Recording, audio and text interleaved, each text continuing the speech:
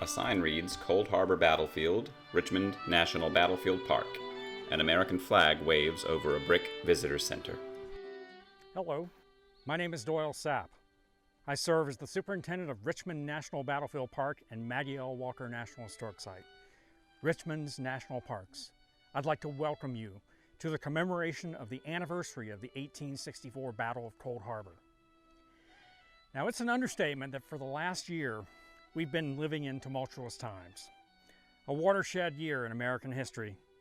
I can't say that it's an unprecedented time, as we've lived through many watershed years throughout our existence as a nation. 1864 could be said to be one of those years. Thousands of Americans are dead in a struggle to define what the United States is and what form our nation will take in the world. In the third year of America's Civil War, from May till June, two armies fought almost continuously for 30 days until it reached this field. From the Wilderness and Spotsylvania Courthouse to the North Anna River, Totopotomoy Creek, and finally the crossroads at Cold Harbor Tavern. The battle for this intersection lasted 13 days and resulted in 18,000 people killed, wounded, or captured. This filmed presentation invites you to imagine yourself in the area around Richmond, Virginia at the time of the battle. Guided by a Civil War newspaper reporter, you'll be shown a series of short vignettes, conversations, if you will, between soldiers, citizens, men and women, enslaved and free. You'll meet people with different perspectives on this battle, this war, and what it means for their future and the future of America. The scenes you will see are based in fact. Many of the people you will hear from really existed, and their true stories are depicted here. Their points of view are varied. By traveling to both sides of the battle lines, you will find that by 1864, war-weary armies were reaching the limits of human endurance. Citizens, North and South, looked to the battlefields in Virginia for decisive results and for an answer to the biggest questions brought on by the Civil War.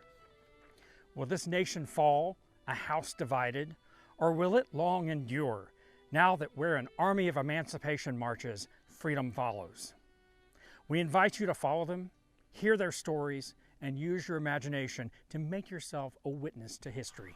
A man in 19th century clothing, holding a lantern, is standing in the woods. Good evening. It's great to see you, and nice to meet you. You know me, of course. I am Nathan. I am your favorite newspaper reporter.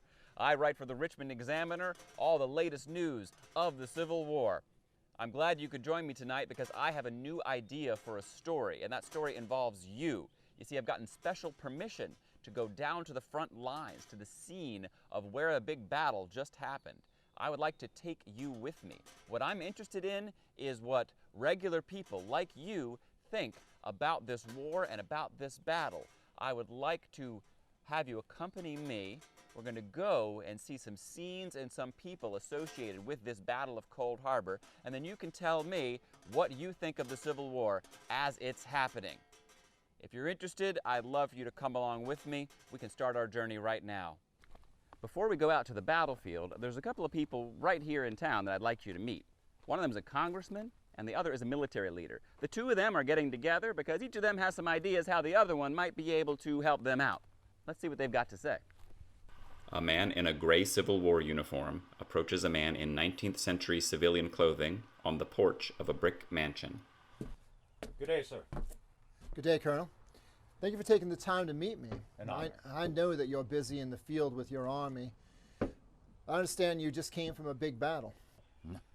Hard to know where a battle ends and the next one begins these days. We started fighting May 5th. And since that time, we've been fighting every day or running to the next fight. Well, thank you for taking your time to come see me in Richmond. It is important to me and those that I work for that we hear the opinions of the officers and men of the Army. Fortunately, it was a short trip. The armies are dug in just 10 miles from here. I should be able to make it back before dinner time. So what is the situation of the troops at Cold Harbor? It looks like they outnumber us just about 2 to 1, but that's nothing unusual.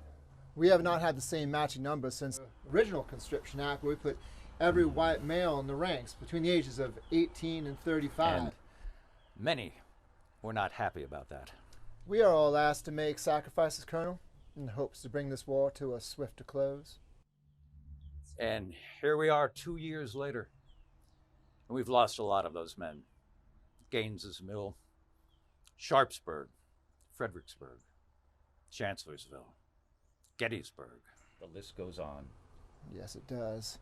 I had a constituent write me and said that we are being conquered by the splendor of our own victories. That's about right. With this new campaign begun, we are going to have to make some adjustments, certainly. And of course, we did have a conscription act passed where we are putting now everyone between 17 and 50 into the field. Will that not suffice for the armies? Are you going to address any of the defects in the original conscription act? Wealthy men have been able to pay substitutes to take their place. This practice is disallowed, yes. And the other side has draftees now too, as well as immigrants from all over. My men tell me that they're seeing black soldiers across those battlefields for the first time. Isn't it possible to compel the big plantation men and the factory workers to join the fight? The exemption from service for those that own 20 or more slaves was debated, but allowed to continue.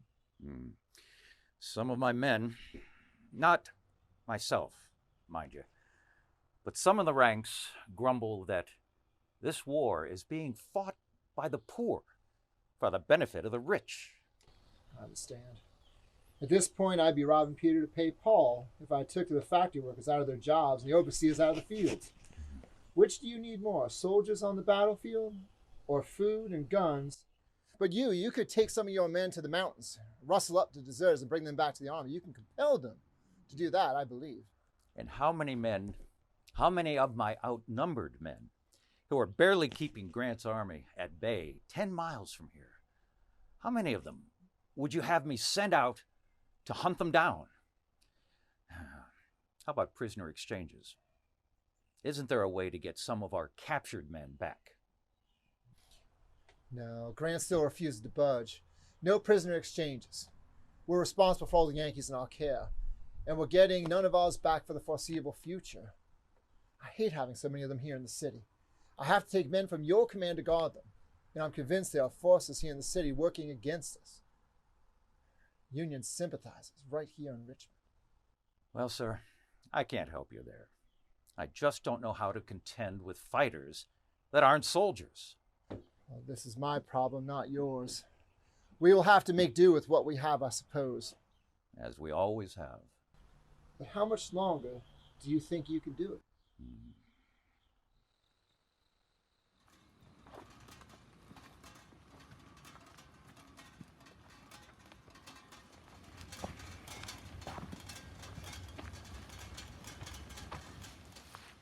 There was a big battle just a few days ago on June 3rd.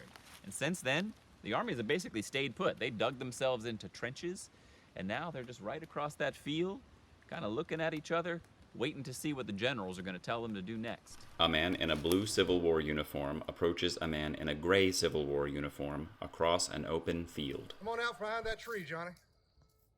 Y'all ain't gonna shoot me, are you? I won't shoot if you won't. You promise? I'll promise if you promise.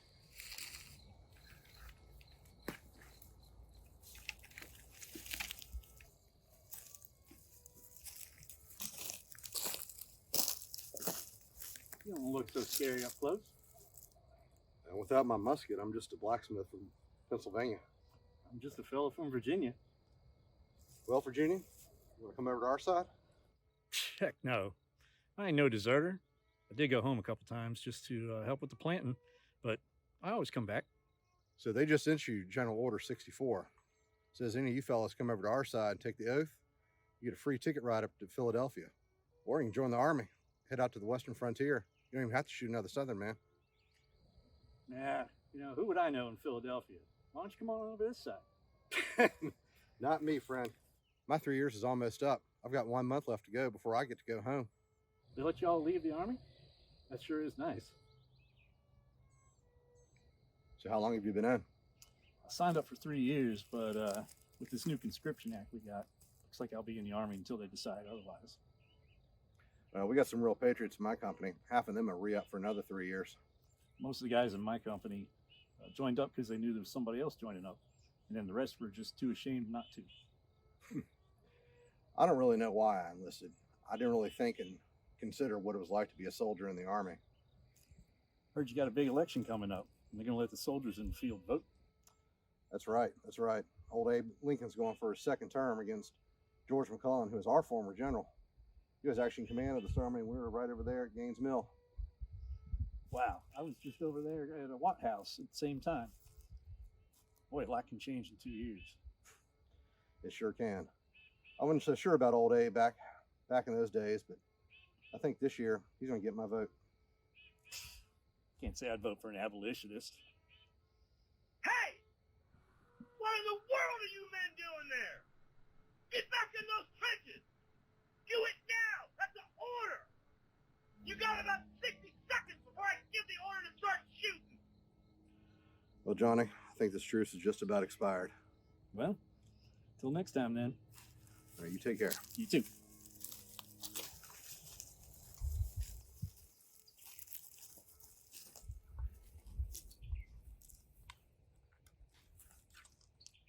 Watch out, Billy Yank. I'm fixing to shoot. You take care, Johnny Reb. Keep your head out of the way of my bullet.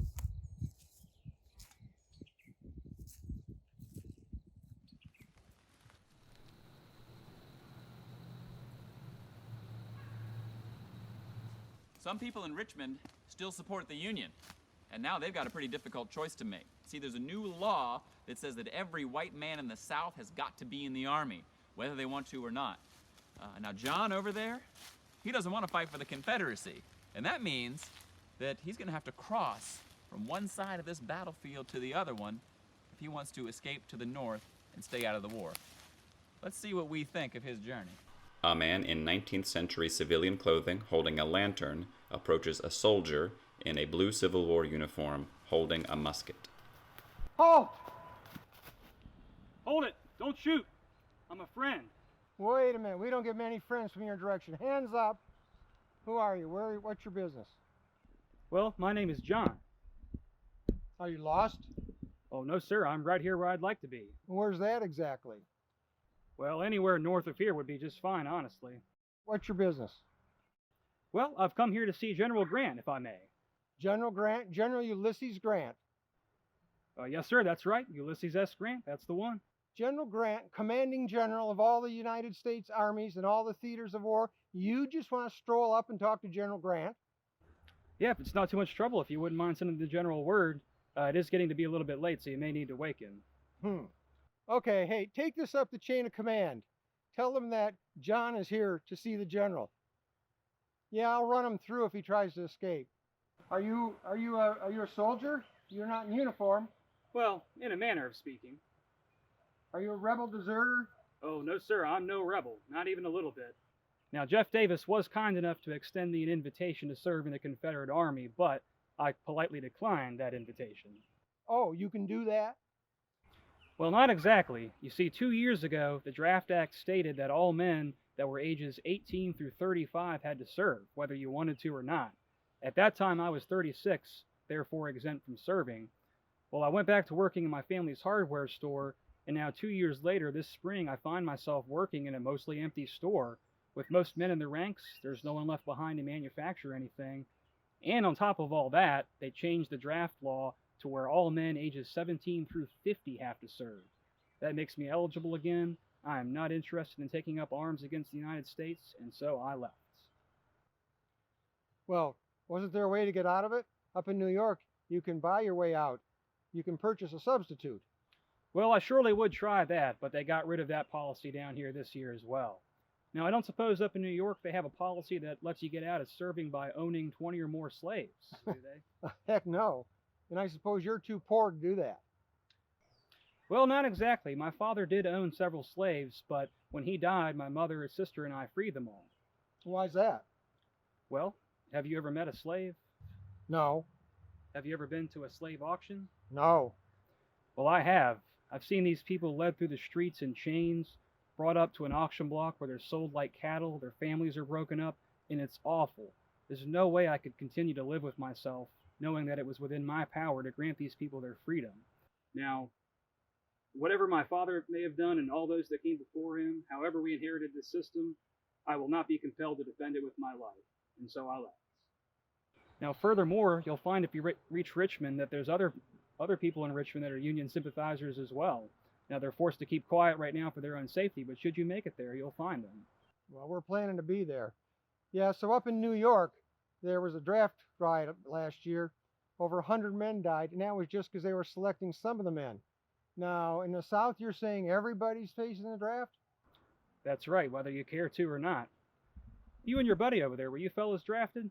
Heck no, we're volunteers. We're proud to serve. Well, that's great that you boys had a choice. Once they changed the draft law, the only choice that was left to me was to leave my wife and my children behind, and I'm trying to make my way up to Philadelphia. Well, so here you are now. Send that man over here. Now. What? Why? General Grant wants to see him. Now. You're kidding. No, Grant and Meade are both right back there, and they want to talk to him right now. Fella, who are you? Oh, me? I'm nobody of importance, but my sister, on the other hand, is Elizabeth Van Lew. She's the leader of a Union spy ring in Richmond, and several times a week she sends to your good general all the latest news from the Confederate capital and information about fortifications and troop movements. The war is over for me, but she's staying behind to fight the Confederacy from the inside. Well, God bless you and your sister, and good luck on your journey. Well, I wish you boys the very best in making your way over to Richmond as well. It's just over that way a piece. If you get there, send my sister my love. Her house will be the big one on Churchill, and as soon as she's able to raise it, there will be a large American flag there, which I'm sure will stand out. Go ahead, pass through.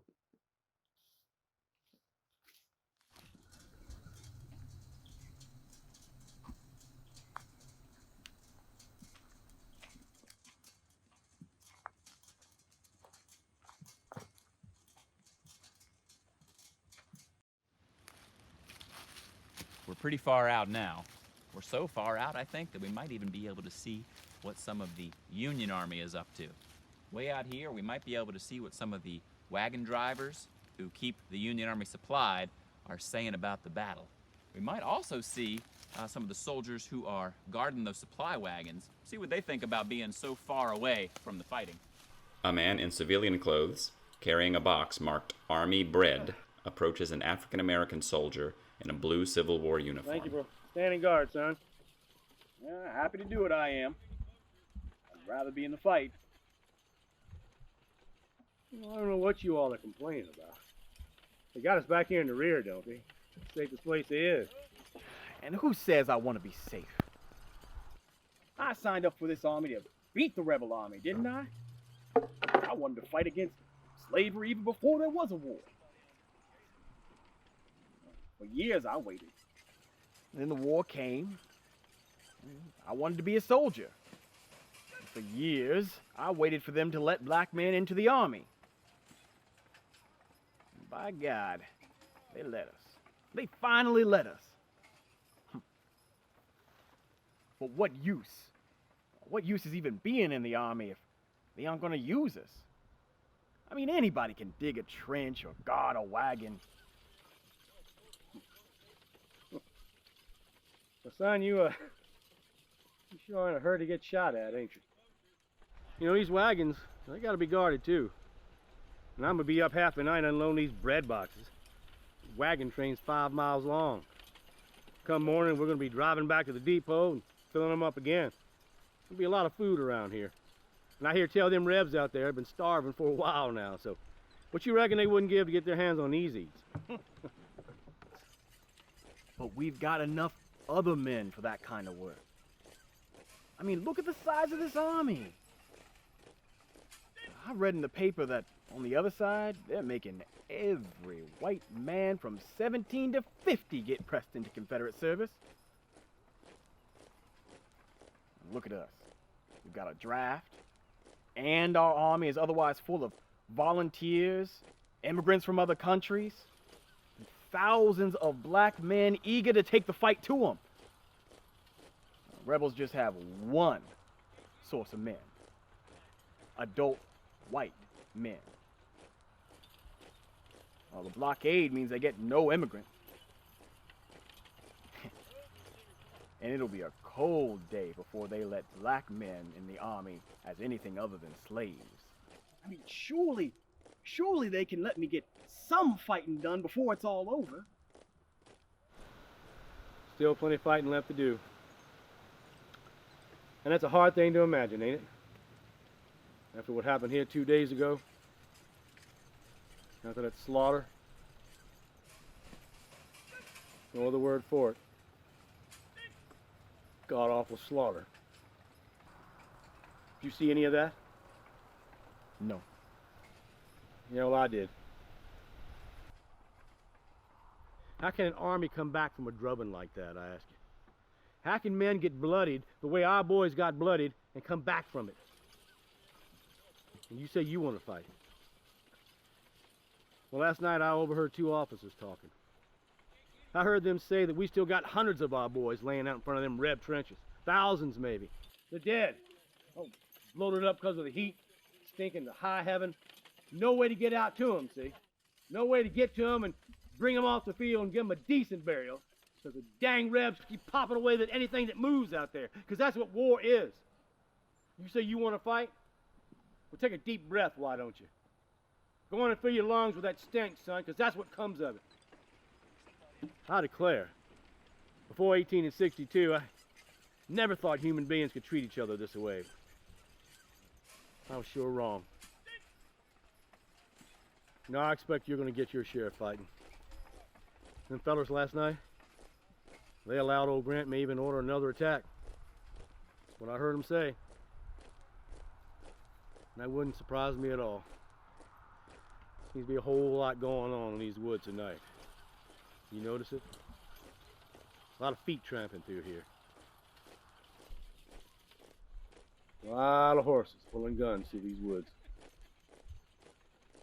No, I think something's coming. And I tell you this, it's gonna be the devil to pay when it does.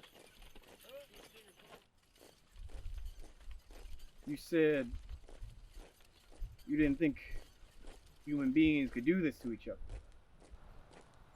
You heard that General Grant stopped the prisoner exchanges, right? I did indeed. You ever stop to think why? Well, I reckon it's like what you just said. More of us than it is of them. And the more of them we keep out of the fight, well, it'll be harder on them than it ever will be on us. Even if that does mean a hard go for our boys already in them Red prisons. Yeah, I suppose that's true too. But Jeff Davis issued a proclamation. He said, because we're here, he said, any black Yankee soldier, we get caught, we won't be treated as prisoners. No exchanges for us. They'll just call us slaves, put us into bondage forever. That's what human beings can do to each other. And Grant, he said, you treat every American soldier as a soldier, or you'll get none of yours back. No, I want to fight. Even knowing that. Maybe especially knowing that. And knowing that because of the Emancipation Proclamation that Lincoln issued, everywhere this army steps, freedom follows along with it. I know everybody ain't free yet, but I hope they will be one day. Well, son, I think I see what you're driving at now. If anybody's got a stake in this fight, I reckon it's you. Which reminds me, I got something in my poke here that you might find right interesting. Newspaper I picked up on the way down here through one of them old towns we rolled through. Talking about the doings up in Washington City. Looks like Congress is fixing to change the Constitution. Put in another one of them amendments. This one's going to be, what, Number 13 looks like. But son, according to this here paper, if this thing passes, it means the end of slavery. Everywhere.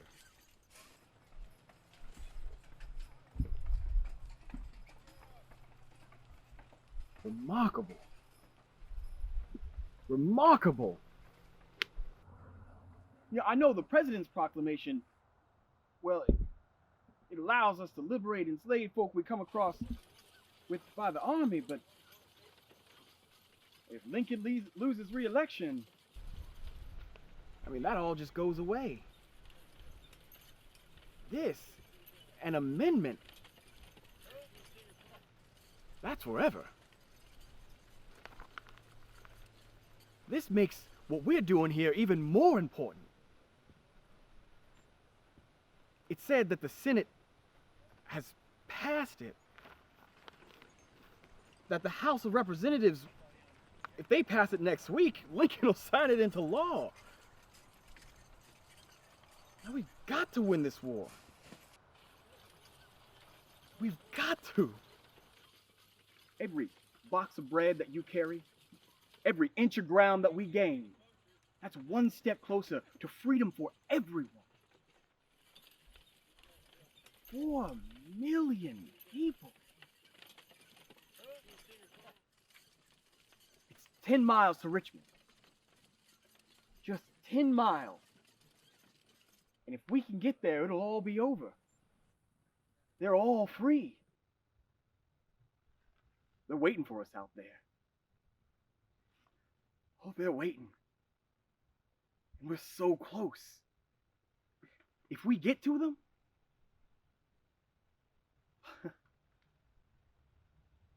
that's it.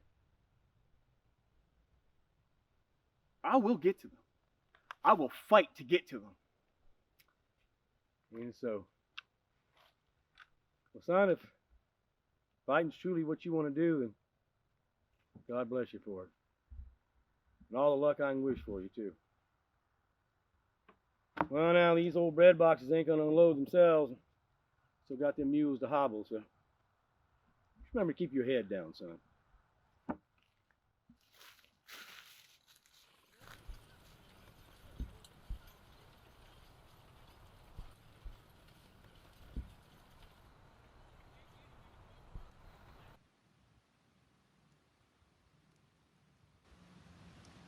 On our way back home, let's tag along here with Jane. She's come all the way out here looking for food to feed her family. It's getting harder and harder to find.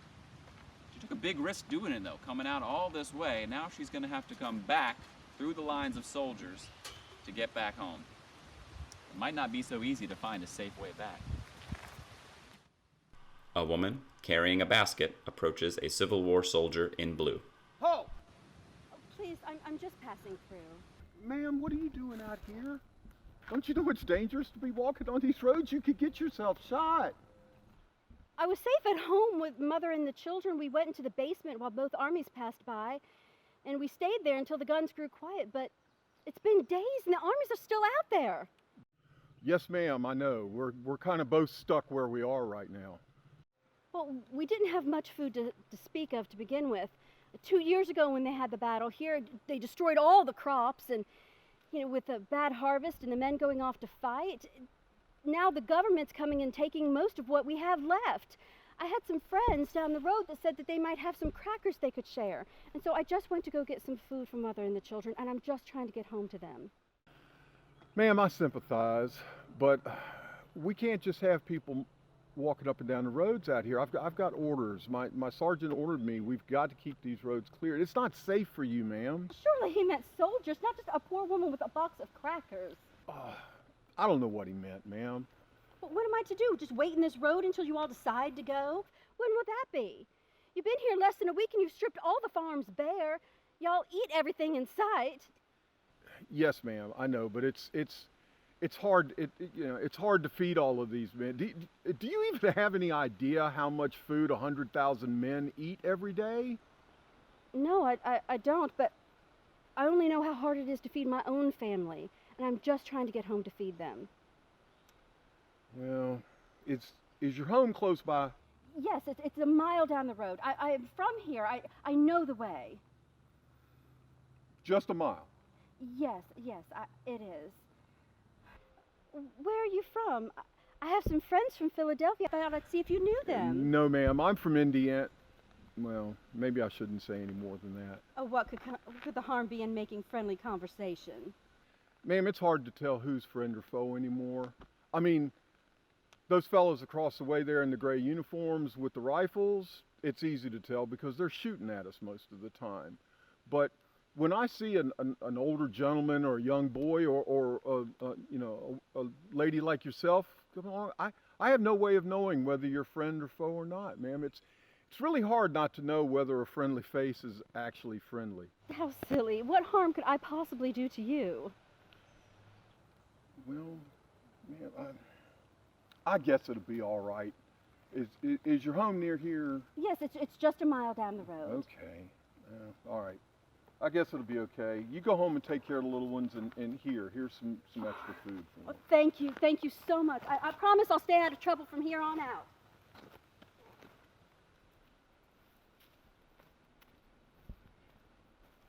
I hope you don't think that I breached good manners or propriety by telling my neighbor what I saw on my journey. He's too old to serve in the Army, but he has friends in the War Department in Richmond. And so I told him where I saw the soldiers and where I was stopped, and the soldier who stopped me where he was from. I don't know if it'll be of any help, but maybe they'll give it to General Lee and it'll help him somehow. I was actually going to my neighbor to get crackers. That was true, but I thought, even though I'm not in the Army, everyone has to help if they can, and since I had this information, I should share it. The war is affecting all of us. We're all suffering, and so we should all do our part to help our country.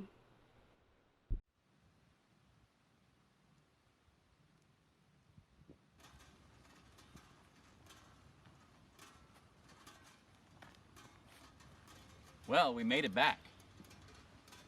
Thanks for coming on this journey with me. My readers would really like to know what you think of what you saw here tonight.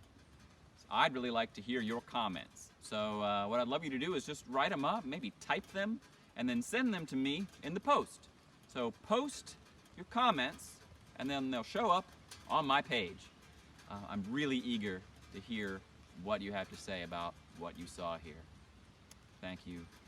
Good night, and everybody stay safe out there.